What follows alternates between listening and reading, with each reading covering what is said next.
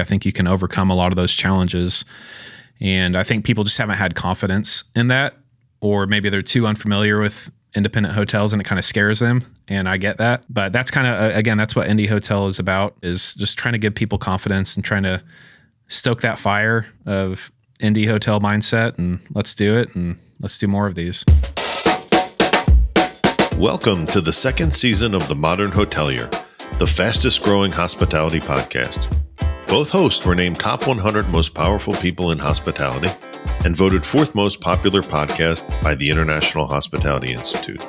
Each episode will get to know an industry expert and we'll discuss the latest trends in hospitality to help you, the modern hotelier.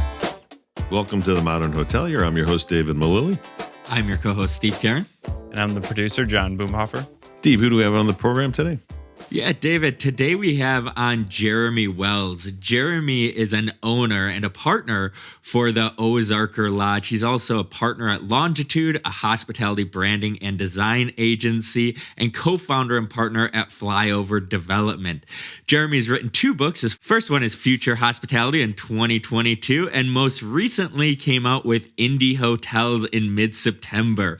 Welcome to the show, Jeremy. Yeah, thank you guys so much for having me. Awesome. So we're just going to ask you a quick few questions about your book here, but what inspired you to write Indie Hotel and what was that process like?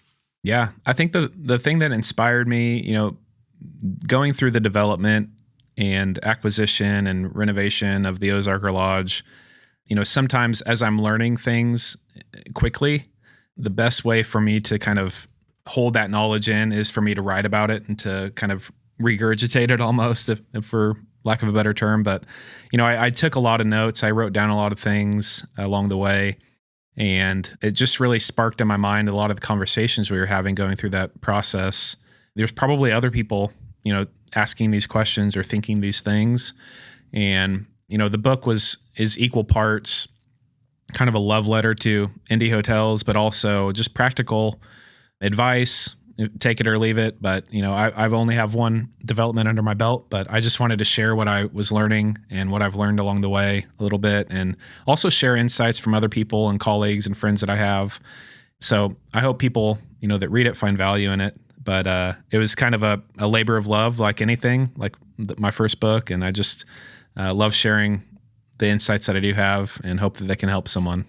That's great. So my background is all independent hotels, and it seems like for a while, maybe in the 2000s, that everything, especially places like New York, were becoming heavily branded. Why do you think, I feel this, I don't know if you feel, there's kind of this resurgence of independent hotels and this excitement around having more unique type of properties? Why do you think that is right now? I think in any market, in any industry, you see kind of a pendulum swing when a trend goes too far in one direction, right. It almost course corrects. And so I think you're seeing a little bit, and I actually touched on this a little bit in Indie Hotel, is you're seeing a little bit of over the last decade, we've all seen the rise of so many soft brands and so many collections and so many acquisitions too of indie hotels and just mergers. And there's reasons for doing that. And there's obviously benefits in some ways for doing that. But I think in tandem with that, you're starting to see a type of traveler who is more aware of their surroundings, right, or wants to be more aware of their surroundings when they're traveling. And you're starting to see this with like transformative travel, or, whatever you want to call it, of going to a place and really getting to know it and really feeling like you're living there and you're a local.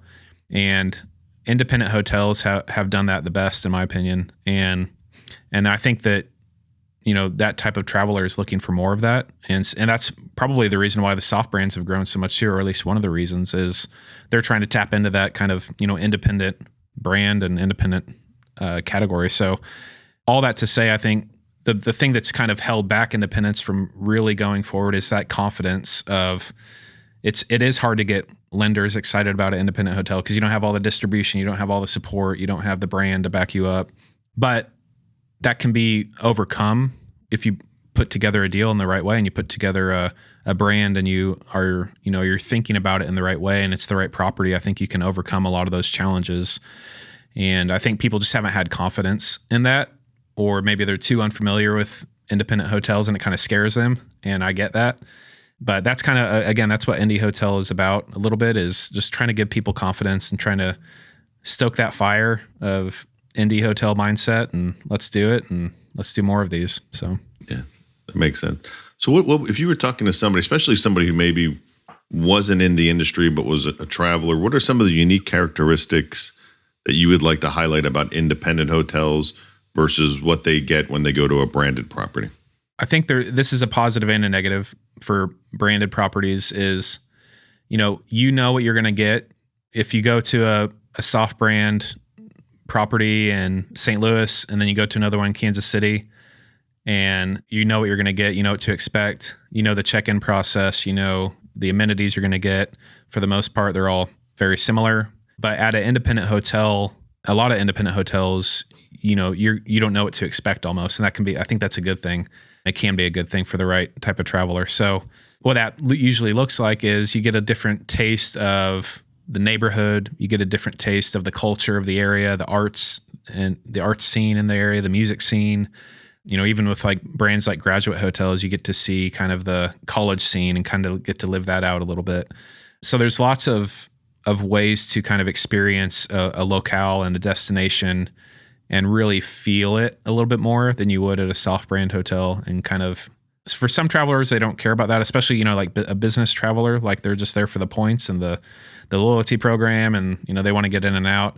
But especially, in the leisure market, if you really want to enjoy a place and feel like you're part of something, independent hotels are the best way to do that, oftentimes, in my opinion. And how did opening your property play into you writing the indie hotel book? Yeah, it's like I've told other people before, this process of, our first hotel development was like a master class in hotel development, acquisitions, everything. So going through that, there was a lot of questions I asked. We had great partners involved in that, Eagle Point Hotel Partners. Stephen Chan basically took me under his wing and showed me the ropes, and I probably annoyed him more than I could have, but I just asked a lot of questions along the way, and just like, why did we do this? Or what was the thinking behind this? And he was super, super gracious and helpful. And, that just kind of inspired me going through that and meeting the people that I met through that whole process. I just want to, I wanted to encourage other people, like, you can do it too. Like, you can go through this. If I can do it, anybody can do it. And that was kind of the thinking behind this. I probably bit off a little bit more than I should have at the time, opening a hotel and renovating a hotel and then writing a book, but it worked out. And so, yeah. That's awesome. And what advice would you give to anybody that's, maybe not thinking about writing a book and opening a hotel at the same time, maybe separate times, but what advice would you have to those folks? Yeah, it's, just find, like, on the book side, find a topic that you love, that you're interested in, that you have a perspective on, and then start framing your thoughts around it. Write out an outline about it, put together kind of the bullet points of each section and start kind of thinking through how you're going to, the narrative you want to, weave in and out of the book, the whole, throughout the whole thing. And really your unique perspective is really one of the most important parts. For me, that's, branding and design and concepting. And that's really where my expertise lies. So both of my books kind of, focus in on that from my unique perspective there.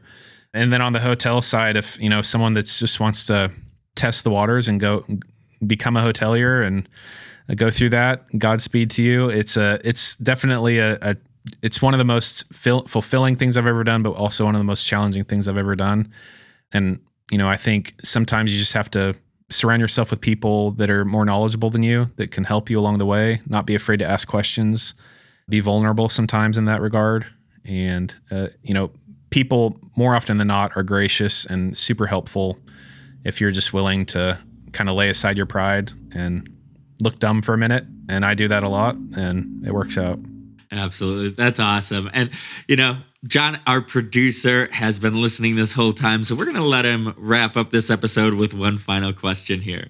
Okay. So when you're going about and you're writing this in tandem with building and developing the hotel, are there things that maybe you started to write about because you thought you knew them, and then things happened that made you go back and edit or rethink your position or your own thoughts on a certain area or topic? Yeah, definitely. And that's probably why it took, because I've went through way more drafts on the indie hotel than I did with Future Hospitality. And part of that is because it was an ever evolving scenario as I'm writing this book. And then I'm looking through it and I'm like, wait, we actually value engineered this thing. We don't have this anymore. We redid this. There's like things that aren't accurate anymore. So it's like writing a book in real time and then trying to edit it and make sure everything's accurate in it. But yeah, there was several things like that with my editor. My editor was actually my wife. She helped a lot with that. But there were several things, where I had to add some pieces that weren't making sense or stuff like that. But yeah, it was a fun process, but it definitely took longer than probably it should have. But yeah, it worked out. Well, that does it for another episode of The Modern Hotelier. Thank you, Jeremy. Congratulations on the book and the launch of your property. And we wish you all the future success. Thank you so much. It was a pleasure. You made it to the end of The Modern Hotelier. Thanks for listening. The Modern Hotelier is produced by Make More Media.